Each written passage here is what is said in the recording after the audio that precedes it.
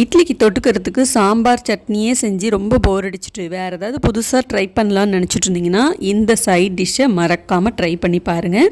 இது கூடவே ஒரு ஸ்நாக்ஸ் ரெசிப்பியும் நம்ம பார்க்க போகிறோம். பால் கொழுக்கட்டை உங்களுக்கு பார்த்தாலே தெரியும்னு நினைக்கிறேன். வாங்க வீடியோக்குள்ளே போகலாம். அதுக்கு முன்னாடி நம்ம சேனலை யாரும் சப்ஸ்கிரைப் பண்ணலைன்னா சப்ஸ்கிரைப் பண்ணிக்கோங்க. முதல்ல நம்ம பால் கொழுக்கட்டை செய்யறதுக்கு 2 கப் அளவுக்கு அரிசி மாவு எடுத்திருக்கேன்.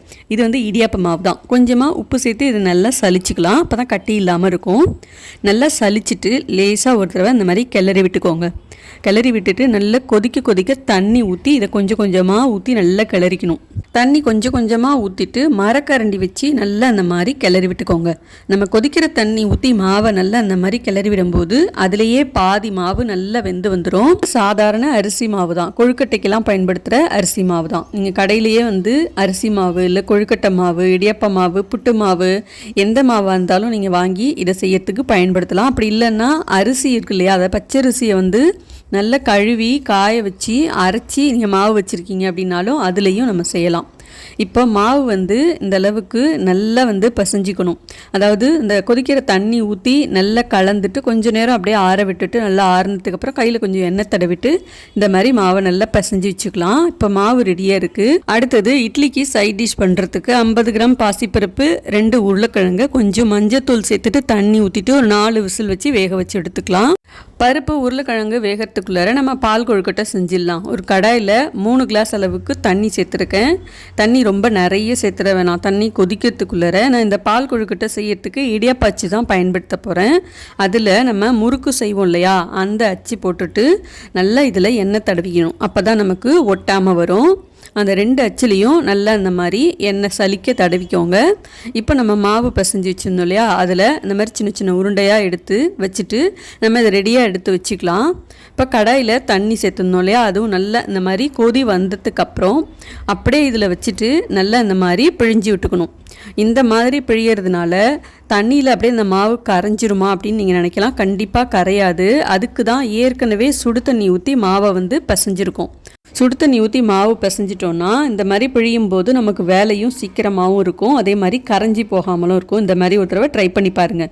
முன்னாடிலாம் நான் இந்த மாதிரி தான் செய்வேன். ஆனால் ஒரு தடவை தண்ணி பச்சை தண்ணி ஊற்றி பிசைஞ்சிட்டு இந்த மாதிரி பிழியும் போது அப்படியே தண்ணியோட கரைஞ்சிருச்சு. ஸோ அந்த தப்பை நீங்கள் பண்ணாதீங்க.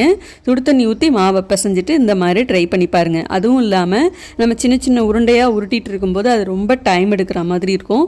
இந்த மாதிரி நம்ம 2 தடவை பிழிஞ்சு விட்டாலே போதும், சீக்கிரமாகவும் வேலை முடிஞ்சிடும். லேசாக அந்த மாதிரி கிளறி விடணும். இல்லைன்னா என்னன்னு பார்த்தீங்கன்னா அது தண்ணிக்கு அடியில் போயிட்டு அப்படியே ஒட்டிக்கிட்டு கரைஞ்சிரும். கொஞ்சம் கரைஞ்சதுக்கு அப்புறம் நம்ம அடுத்தது அச்சில் மாவை போட்டு பிழிஞ்சிக்கலாம். கடைசியாக மிச்சம் இருக்கிற மாவை சின்ன சின்ன உருண்டையாக உருட்டி போட்டுட்டு எல்லாமே நல்லா வெந்து வந்ததுக்கப்புறம் 1 டம்ளர் காய்ச்சி ஆற வச்ச பசும்பால் சேர்த்துக்கிறேன். இல்லைன்னா நீங்கள் தேங்காய் பால் சேர்த்துக்கலாம், பேக்கெட் பால் எது வேணாலும் சேர்த்துக்கலாம். தேங்காய் பால் சேர்த்திங்கன்னா இன்னும் நல்லா டேஸ்ட்டாக இருக்கும். இனிப்புக்கு தேவையான அளவுக்கு நான் வெல்லம் தான் சேர்த்துக்கிறேன். நீங்கள் நாட்டு சர்க்கரை, வெள்ளை சர்க்கரை இல்லை பனங்கல்கண்டு எது வேணாலும் சேர்த்துக்கலாம். எல்லாத்தையும் சேர்த்துட்டு வாசனைக்கு கொஞ்சம் ஏலக்காய் தூள் சேர்த்துக்கோங்க, ஒரு பிஞ்சு சால்ட்டு சேர்த்துக்கோங்க. நல்லா கலந்து விட்டுட்டு கடைசியாக ஃப்ரெஷ்ஷாக துருவின தேங்காய் துருவல் சேர்த்துக்கோங்க. தேங்காய் துருவலுக்கு பதிலாக நீங்கள் தேங்காவை சின்ன சின்ன பீஸாக கட் பண்ணிவிட்டு நெய்யில் வறுத்தும் கூட சேர்க்கலாம். இதில் நீங்கள் தேவைப்பட்டால் நட்ஸு கூட சேர்த்துக்கலாம். முந்திரி, திராட்சை, பாதாம் இதெல்லாம் நெய்யில் வறுத்தும் சேர்த்துக்கலாம். இது நல்லா ஆறுனதுக்கு அப்புறம் பார்த்திங்கன்னா கெட்டியாக ஆரம்பிக்கும். நல்லா ஆறிடுச்சு, நீங்கள் சூடாக தான் சாப்பிட்ணும் அப்படின்னு நினச்சிங்கன்னா கொஞ்சமாக பால் சேர்த்து லேசாக சூடு பண்ணிவிட்டு மறுபடியும் கொஞ்சம் லிக்விடாக நீங்கள் சாப்பிட்லாம். நல்லா ஆறுனதுக்கு அப்புறம் பார்த்திங்கன்னா இந்த மாதிரி கெட்டியாக தான் இருக்கும். ஆனால் சாப்பிட ரொம்ப டேஸ்ட்டாக இருக்கும். சாயந்தர நேரத்தில் இந்த மாதிரி ஒரு ஸ்நாக்ஸ் கூட ஒரு 2 இட்லி வச்சு சாப்பிட்டாலே போதும். நல்லா வயிறு நிறைஞ்சி சாப்பிட்ட ஒரு ஃபீலிங் இருக்கும். செஞ்சு பாருங்கள், உங்களுக்கு ரொம்பவே பிடிக்கும். அடுத்தது பருப்பு உருளைக்கிழங்கு வேக வச்சுருந்தோம் இல்லையா, அந்த உருளைக்கிழங்கை தோலெல்லாம் உரிச்சிட்டு நல்லா மசிச்சு எடுத்து வச்சுக்கலாம். இப்போ அடுத்தது இட்லிக்கு சைட் டிஷ் சொன்னோம் இல்லையா, அதுக்கு ஒரு தேங்காய் பேஸ்ட் அரைக்கணும். ஒரு 4-5 பல்லு தேங்காய், 2 பல்லு பூண்டு, கொஞ்சமாக சின்ன சைஸ் இஞ்சி, கொஞ்சம் பெருஞ்சீரகம், கொஞ்சம் 1/4 ஸ்பூன் அளவுக்கு கசகசா, கொஞ்சமாக பொட்டுக்கடலை, காரத்துக்கு பச்சை மிளகாய் எல்லாத்தையும் கொஞ்சமாக தண்ணி விட்டு அரைச்சிக்கோங்க.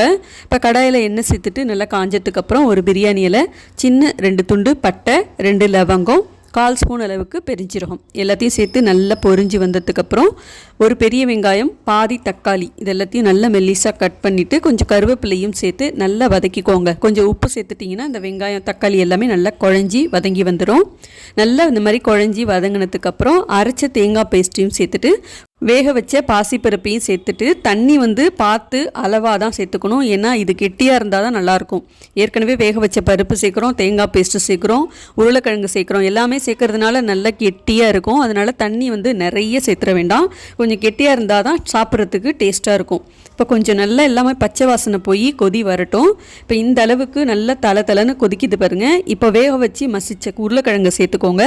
கூடவே நல்லா கைப்பிடி அளவுக்கு கொத்தமல்லி இலையும் சேர்த்துட்டு ஆஃப் பண்ணிடுங்க. அவ்வளோதான், நல்லா கமன்னு வாசனையாக சூப்பராக ஹோட்டல் ஸ்டைலில் கும்பகோணம் கடப்பா ரெடி ஆகிடுச்சு.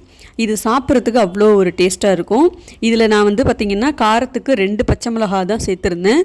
எங்கள் வீட்டில் காரம் யாரும் ரொம்ப அதிகமாக சாப்பிட மாட்டாங்கங்கிறதுனால நான் 2 பச்சை மிளகா தான் சேர்த்துருந்தேன். இதில் கொஞ்சம் காரம் அதிகம் தூக்கலாக இருந்தால் தான் நல்லாயிருக்கும். அதனால் நீங்கள் பச்சை மிளகா கொஞ்சம் இன்னும் 2 கூடவே சேர்த்துக்கோங்க. இட்லிக்கு சட்னி சாம்பார் இதே செஞ்சு போர் அடிச்சிருச்சு, வேறு ஏதாவது புதுசாக செய்யலாமேன்னு வீட்டில் இருக்கிறவங்க கேட்கும்போது நம்ம இதை செஞ்சு கொடுத்தோம்னா அடிக்கடி செய்ய சொல்லி கேட்பாங்க. கண்டிப்பாக இதை ஒரு தடவை ட்ரை பண்ணி பாருங்கள். இதெல்லாம் வீட்டில் செய்ய எனக்கு நேரம் இல்லை அப்படின்னு நீங்கள் நினச்சிங்கன்னா கும்பகோணம் போனீங்கன்னா கண்டிப்பாக எல்லா ஹோட்டல்லையுமே இந்த கடப்பா ரொம்ப ஃபேமஸாக இருக்கும். நிச்சயமாக ட்ரை பண்ணி பாருங்கள். அவ்வளோதான், இட்லியும் ஊற்றி ரெடி ஆகிடுச்சு. சுட சுட இந்த இட்லியில் கடப்பா ஊற்றி பசைஞ்சு சாப்பிட்டு பாருங்கள், அமிர்தம் மாதிரி இருக்கும். நிச்சயமாக நீங்கள் இதை ட்ரை பண்ணுவீங்கன்னு நினைக்கிறேன். இன்றைக்கி நீங்கள் பார்த்த இந்த கும்பகோணம் ஸ்பெஷல் கடப்பா பால் கொழுக்கட்டை உங்களுக்கு பிடிச்சிருக்கும்னு நினைக்கிறேன். பிடிச்சிருந்தா மறக்காமல் லைக் பண்ணிவிடுங்க. ஓகே ஃப்ரெண்ட்ஸ், இதே மாதிரி நிறைய ரெசிபிஸ் அடுத்தடுத்து நம்ம சேனலில் வரப்போகுது. அதையும் நீங்கள் மிஸ் பண்ணாமல் பார்க்கணுன்னா சேனலை சப்ஸ்கிரைப் பண்ணி சப்போர்ட் பண்ணுங்கள். அப்போ தான் நீங்கள் மிஸ் பண்ணாமல் பார்க்கலாம். அடுத்த ரெசிபியில் பார்க்கலாமா? பாய்.